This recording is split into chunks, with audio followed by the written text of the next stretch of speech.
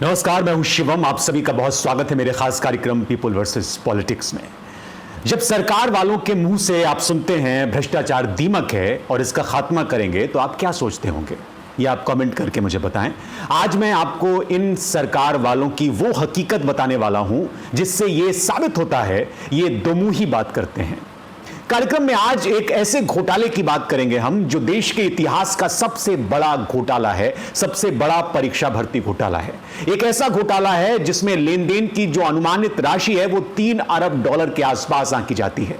यह ऐसा घोटाला है जिसमें 3 दर्जन से ज्यादा लोगों की मौत हो चुकी है, करीब 40। ये लोग इस घोटाले से किसी न किसी रूप में जुड़े हुए थे जो अब इस दुनिया में नहीं है। इन लोगों की अज्ञात मौतें अभी भी रहस्य हैं और यह घोटाला साहेब की पार्टी और साहेब की सरकार में हुआ है, इसलिए सवाल भी उन्हीं से किया जाना चाहिए। बात 2013 की है, यह थोड़ा और पीछे चलें 2012 में। उज्जैन में रेलवे ट्रैक पर एक लड़की की लाश मिलती है और लड़की की उम्र बमुश्किल 19 की रही होगी, 19 साल। लाश मिलने के बाद सनसनी फैल गई पूरे इलाके में। पुलिस पहले कहती है कि यह हत्या का मामला है और बाद में कहती है कि आदिवासी लड़की की जो लाश मिली है वो लावारिस है और इसको दफन कर देना चाहिए। लेकिन बाद में जब इसका पोस्टमार्टम कराया जाता है तो इसे आत्महत्या बताया जाता है पुलिस के जरिए। कहा जाता है कि दम घुटने से मौत हो गई, यानी इस लड़की ने सुसाइड किया। इस लड़की का नाम था नम्रता, झाबुआ जिले की ये रहने वाली थी और इसके पिता का नाम था मेहताब सिंह। जब मेहताब सिंह से आप बात करेंगे तो वो आपको बताएंगे कि नम्रता के जो मौत का पूरा मामला है वो व्यापम से जुड़ा हुआ था। जी हां, मैं आपको मध्य प्रदेश में शिवराज सरकार में हुए व्यापम घोटाले के बारे में बताने वाला हूं आज के कार्यक्रम में। ये घोटाला कितना कातिलाना और रहस्यमयी है कि नम्रता केस की तहकीकात करने वाले पत्रकार अक्षय सिंह जब 2015 में इस मामले से जुड़ी हुई जानकारी जुटा रहे थे तो मेहताब सिंह से बात करते करते उनकी मौत हो गई, उनके मुंह से झाग गिरने लगा। मेहताब सिंह बताते हैं कि चाय पीने के बाद अक्षय सिंह के मुंह से झाग निकला और उनकी सांसें हमेशा हमेशा के लिए रुक गईं। मोदी से करप्शन पर बड़ी बड़ी बातें करते हुए आप सुने होंगे, लेकिन एक सच ये भी है जो मैं आपको बता रहा हूं।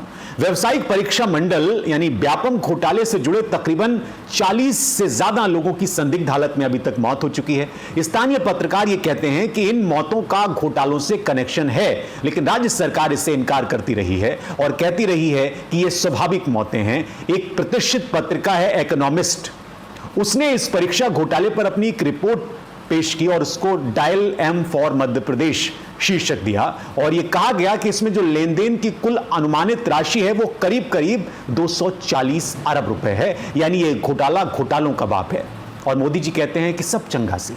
राज्य में फिर चुनाव हैं और मोदी जी फिर कह रहे हैं कि हम पाक साफ हैं, हमारी पार्टी पाक साफ है और विपक्ष करप्ट है। लेकिन ताजा हालात ये हैं कि व्यापम घोटाले की जांच को लेकर इंदौर हाई कोर्ट में 10 अगस्त को एक याचिका दायर की गई है और ये याचिका दाखिल की गई है पारस सकलेचा की ओर से। पारस ने इस मामले को उजागर करने के लिए अपनी जान हथेली पर ली हुई है और वो ये बताते हैं कि उनकी जो शिकायत दिसंबर 2014 से लंबित है उसमें निश्चित अवधि के भीतर कार्रवाई की जाए, ये उन्होंने गुहार लगाई है कोर्ट से, इस पर आदेश दिया जाए।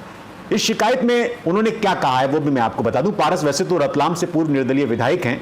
वो कहते हैं कि राज्य के मुख्यमंत्री से लेकर बड़े अधिकारियों और प्राइवेट मेडिकल कॉलेज सब इस घोटाले में शामिल हैं, सब लिप्त हैं। सकलेचा 2017 में कांग्रेस पार्टी से जुड़ गए और तब से वो कांग्रेस के सदस्य हैं। अब आप ये कह सकते हैं कि ये मामला राजनीतिक है, लेकिन मामला तो है, मौतें तो हुई हैं, घोटाला तो हुआ है। पारस के मुताबिक उन्होंने प्री मेडिकल टेस्ट पीएमटी घोटाले की जानकारी मुख्यमंत्री शिवराज सिंह चौहान को साल 2009 में ही दे दी थी, जिसके बाद फर्जीवाड़े की छानबीन के लिए दिसंबर महीने में एक समिति का गठन किया गया था उसी साल 2009 में। लेकिन तमाम तरह के राजनीतिक हंगामों, दबावों और मुख्यमंत्री कार्यालय के एक अधिकारी की गिरफ्तारी के बावजूद शिवराज सिंह चौहान से इस मामले में कभी भी पूछताछ नहीं की गई। वो अभी भी अपने आप को बताते हैं कि मामा पाक साफ है। क्यों, ये जानना बहुत मुश्किल नहीं है। अगर व्यापम के इतिहास में आप जाएंगे तो 1982 में इसकी स्थापना हुई, 2009 में मेडिकल परीक्षा का पहला पेपर लीक हुआ और इसकी शिकायत दर्ज की गई। इसी साल सीएम शिवराज ने घोटाले की जांच का एक पैनल बना दिया। अगस्त 2013 में एसटीएफ ने इस जांच को शुरू किया और 55 एफआईआर इसमें दर्ज की गई। इसके 2 महीने बाद अक्टूबर में 245 परीक्षार्थियों के प्रवेश पत्र रद्द कर दिए गए। इसी साल दिसंबर में पूर्व उच्च शिक्षा मंत्री लक्ष्मीकांत शर्मा पर मामला दर्ज कर दिया गया उनके खिलाफ। लेकिन इसके बाद रहस्य और ज्यादा गहरा गया, क्योंकि जून 2015 में इसके आगे पीछे भी अगर जोड़ लें तो करीब 23 लोगों की मौत हो गई रहस्यमय तरीके से। वैसे कुछ लोग इसका आंकड़ा 46 के आसपास बताते हैं। ये वो लोग थे जो किसी न किसी रूप में व्यापम से जुड़े हुए जानकारियां अपने पास रखते थे। जिस पत्रकार की मौत का जिक्र मैंने पहले किया, अक्षय, वो भी इसी साल रहस्यमयी मौत का शिकार हुआ था। इसी साल जुलाई के महीने में जबलपुर के नेताजी सुभाष चंद्र मेडिकल कॉलेज के जो डीन थे, उनका नाम था अरुण शर्मा, दिल्ली के एक होटल में उनका मृत शरीर मिला। इस मौत के बाद सीएम शिवराज ने सीबीआई जांच की सिफारिश कर दी और इसी साल जुलाई में आरटीआई से यह पता चला कि सीएम साहब यानी मामा जी विधानसभा से जानकारी छिपाते हैं।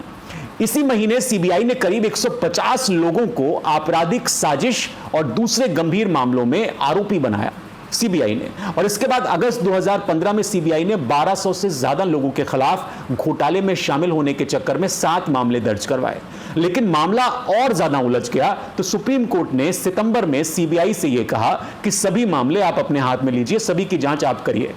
इसके बाद मोदी जी की जय जयकार शुरू हो गई। आपको याद होगा पहले कार्यकाल में मामला खिंचता गया और जनवरी 2018 में सीबीआई ने 95 अभियुक्तों के खिलाफ नया आरोप पत्र, नई चार्जशीट दाखिल कर दी। जुलाई 2019 में ऑडिट रिपोर्ट से व्यापम में भारी अनियमितताओं का खुलासा हुआ। मोदी जी दोबारा चुन के आ गए। आज की तारीख में अगर देखें तो इस मामले में 3 लोगों को 7 साल की जेल हुई है और सुनवाई अभी भी इसकी चल रही है। केवल पत्रकार अक्षय सिंह या छात्रा नम्रता डामोर की ही बात नहीं है, संदेह पैदा करने वाले और भी लोग हैं जिनकी मौतें हुई, करीब 40 से ज्यादा। बड़ी संख्या में परिवार ये तबाह हो गए।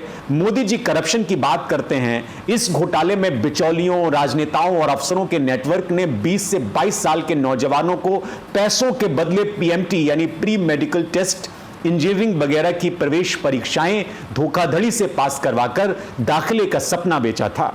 अब मध्य प्रदेश के सैकड़ों युवा महीनों जेल की सलाखों के पीछे काटने के बाद आज भी अदालतों के चक्कर काट रहे हैं। मोदी जी करप्शन की बात करते हैं। आप सोचिए। आखिर में मैं एक बात और आपको बता दूं इस पूरे घटनाक्रम से जुड़ी हुई, जो डबल इंजन की बात की जाती है, उन्होंने कैसे इंजन बोगी सिस्टम चलाया।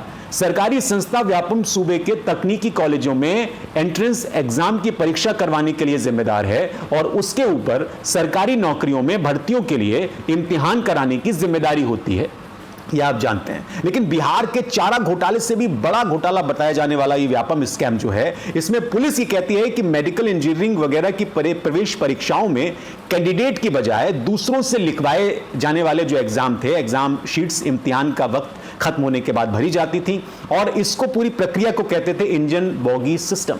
इस व्यवस्था में बैठने का इंतजाम इस तरह से किया जाता था कि आगे पीछे बैठे परीक्षार्थी नकल कर सकें, देख सकें। मोदी जी, आप इस घोटाले को अपने 9 साल के कार्यकाल में खोल नहीं पाए। लोग कैसे मान लें कि आप करप्शन के खिलाफ हैं? ये तो सवाल पूछेगा ना आदमी कि ये आपने क्यों नहीं खोला, आपके रिजीम में इस तरह की चीजें हुई। ये सवाल हमारा भी आपसे है। आप बताइए कि आप इन करप्ट लोगों को कब जेल की सलाखों के पीछे पहुंचाएंगे, क्योंकि मध्य प्रदेश में चुनाव है और चुनाव में अगर आप करप्शन की बात करेंगे तो लोग व्यापम पे सवाल करेंगे। बहुत शुक्रिया आप लोगों को ये कार्यक्रम देखने के लिए।